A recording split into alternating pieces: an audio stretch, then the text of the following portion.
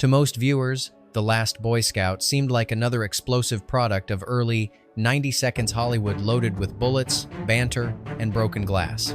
But beneath the surface of this chaotic buddy thriller was a project shaped by sabotage, silence, and a war of control. This was never just about football or fallen heroes. It was about what happens when too many powerful hands grab at the same story and try to reshape it for their own purposes.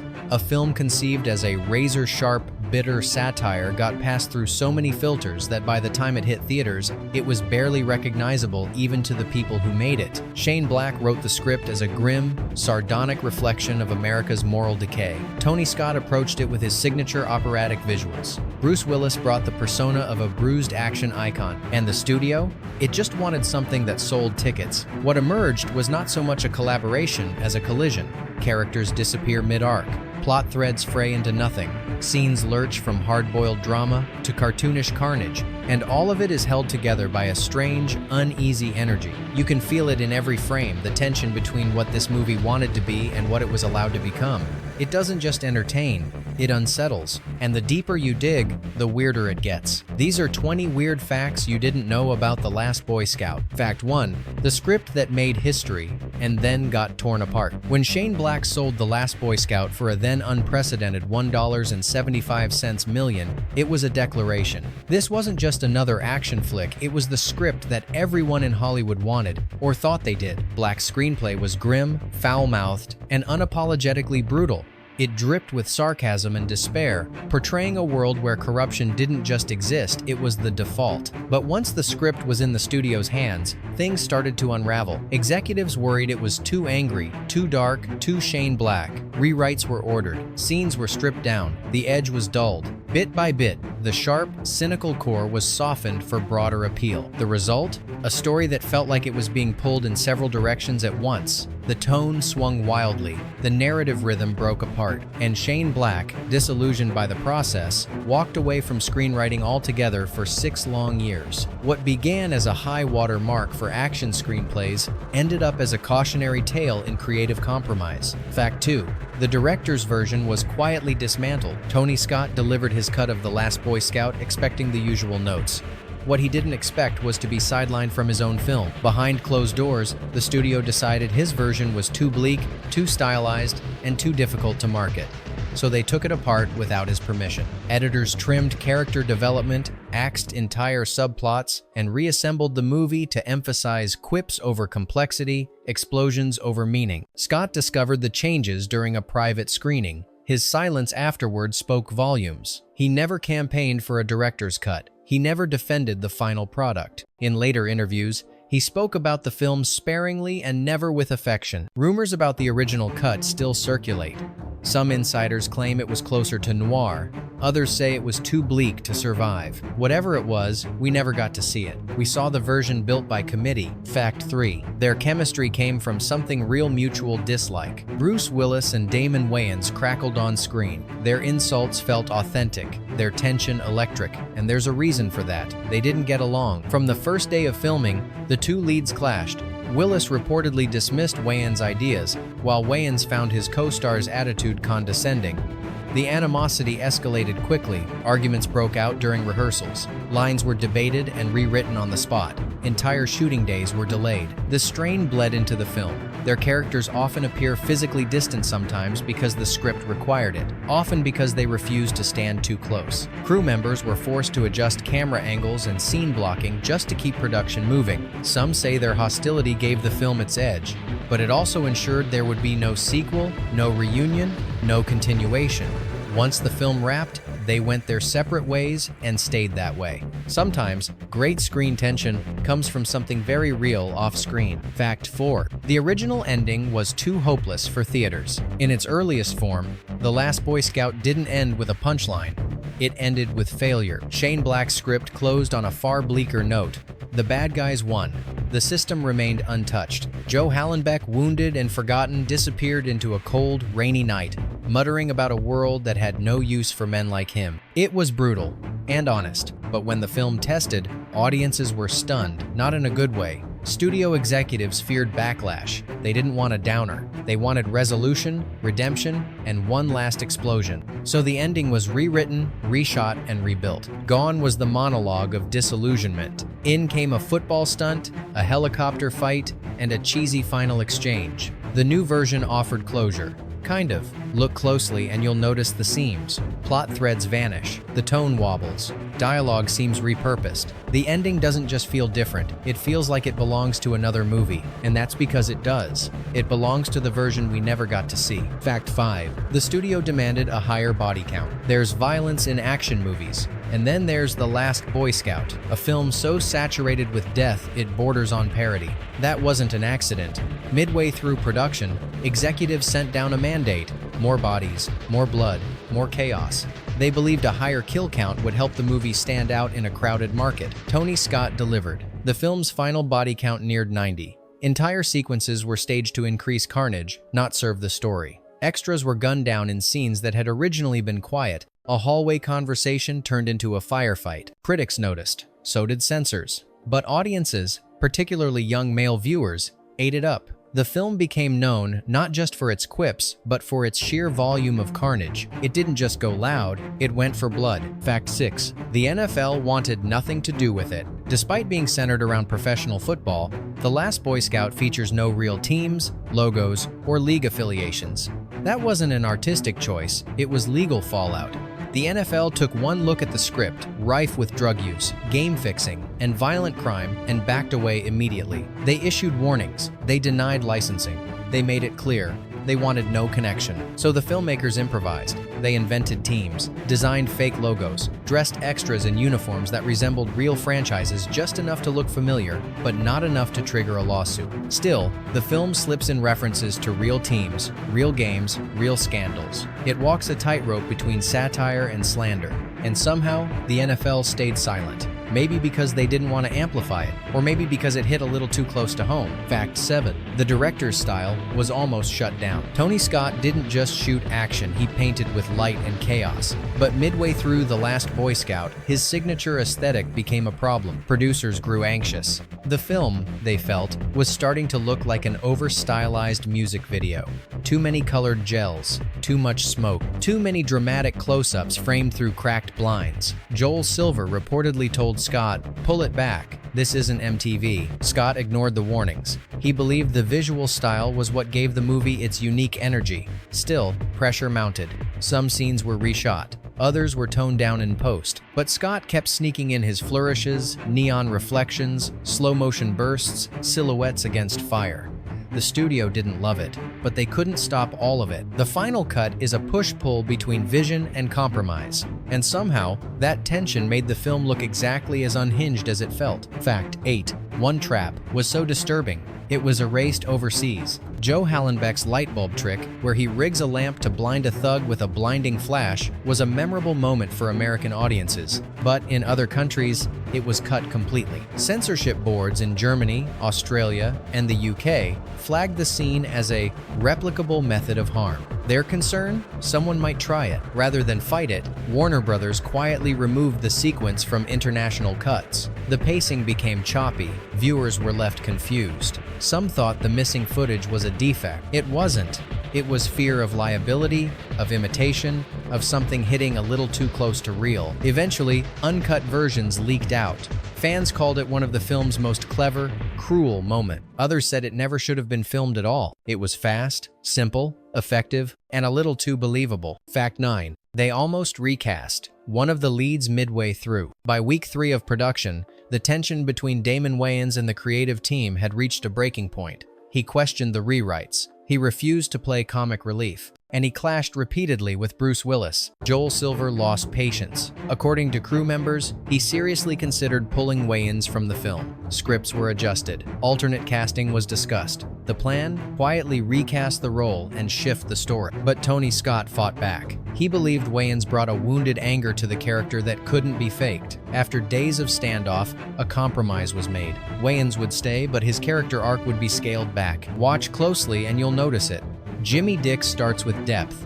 But as the film progresses, that complexity fades. The jokes get louder. The pain disappears. It wasn't a performance choice. It was survival. Fact 10. The opening scene was shot last. It's one of the most shocking starts to any action film of its era.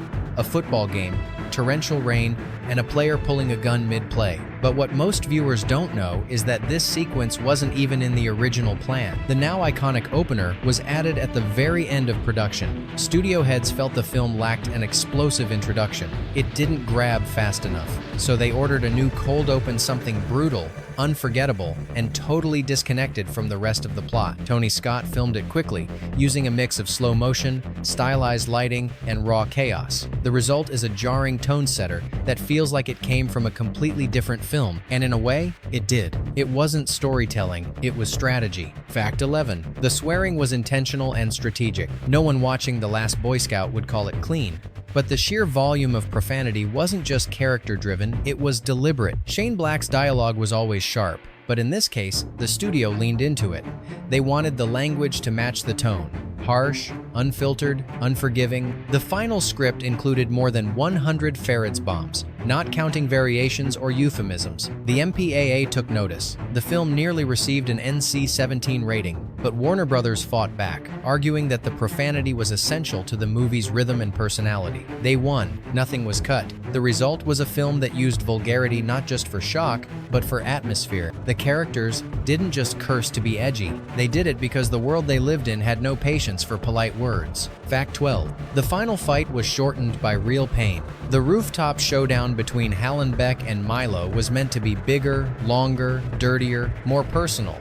But an injury changed everything. During a nighttime rehearsal, Milo's stunt double slipped on a slick steel beam and fell. The injury wasn't life-threatening, but it was serious enough to halt production. With time and budget running low, the team made a choice. Cut the scene down. The fight became tighter. The resolution came faster. What was supposed to be a drawn-out brawl ended in seconds. For viewers, the ending always felt abrupt.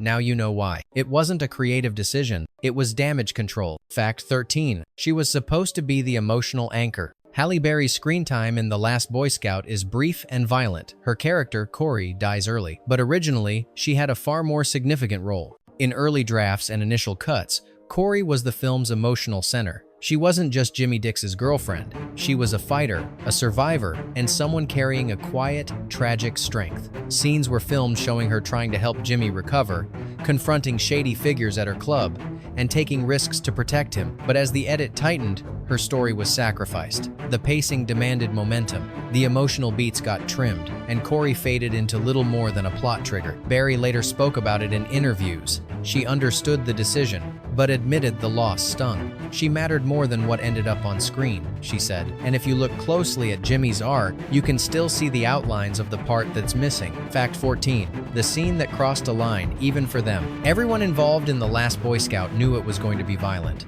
But there was one scene that made even the producers pause. It was a torture sequence. Joe Hallenbeck, restrained and brutalized by two crooked cops. The details were graphic. A lit cigarette, a broken finger, and a monologue about pain that made crew members visibly uncomfortable during shooting. Tony Scott filmed it like a horror movie. Shane Black thought it was the grimmest, most truthful moment in the film, but Joel Silver shut it down. After watching a rough cut, he reportedly said, "This scene doesn't just hurt the character, it hurts the film." The footage was pulled. It was never included in any official release. Those who saw it never forgot it. Those who didn't likely never will. Fact 15. The gun was real and loaded. There's a moment during production that no one likes to talk about. It happened fast, and it could have ended everything. During a scene involving a close-range gunshot, an actor was accidentally handed a real weapon with a live round inside. Bruce Willis was the target in the shot. He immediately noticed something felt off. He paused the scene. A weapons expert stepped in. What they found confirmed it. A real bullet, a real chamber, a real threat. Filming shut down for the day. The armorer was fired. Every weapon was rechecked, retagged, and locked under stricter protocol. The incident was buried under studio silence. No one was hurt, but the atmosphere shifted. From that point forward, every trigger pull felt heavier. Fact 16. The tagline was typed in a drunken rush. It's just a game. You think you're tough enough? That was the line printed on posters, trailers, and VHS covers. But behind its faux bravado lies a truth no one expected. It was written in a hurry by an executive who had no better options. According to studio insiders, the marketing team struggled for weeks to come up with a line that captured the film's violent, sarcastic tone.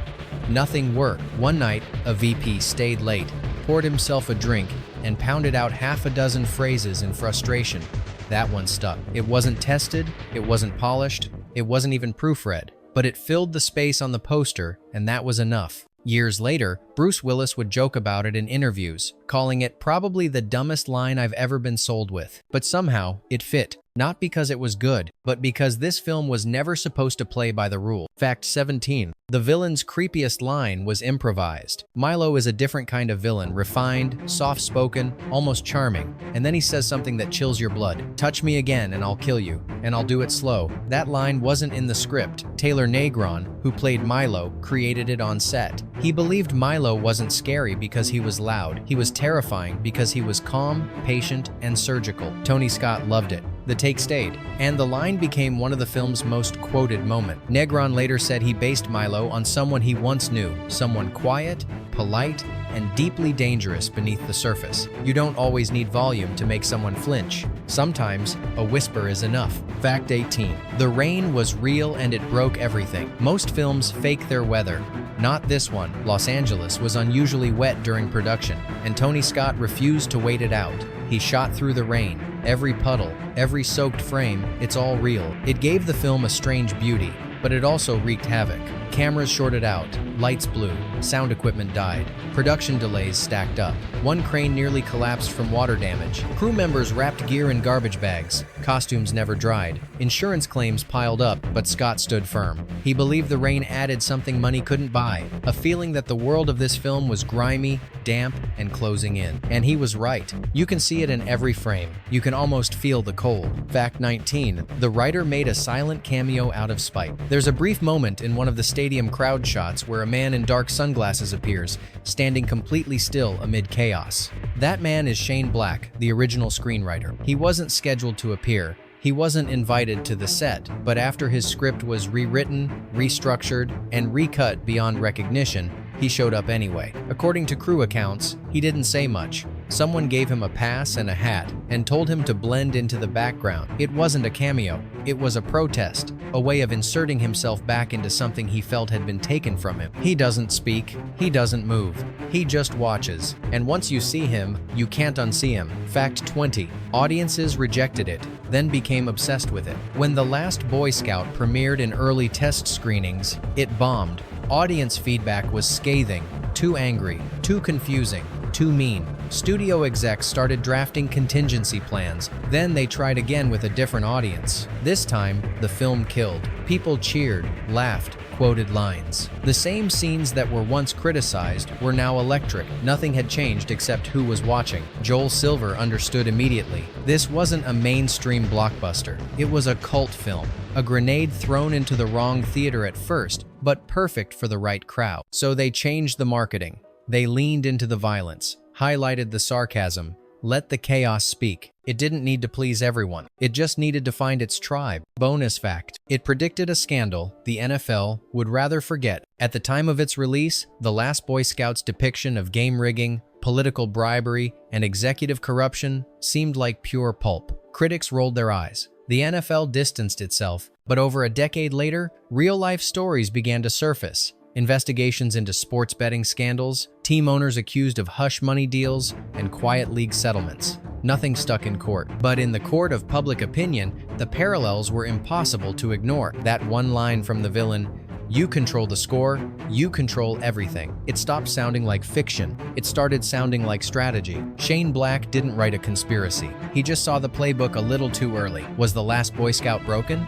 Or was it exactly what happens when no one agrees on what a movie should be? Let us know in the comments. Which of these facts changed how you view the film? And did the chaos behind the scenes make it worse or strangely better? Like what you've seen? Hit subscribe. We've got more secrets coming. Because in Hollywood, the weirdest truths are always the ones they tried to cut.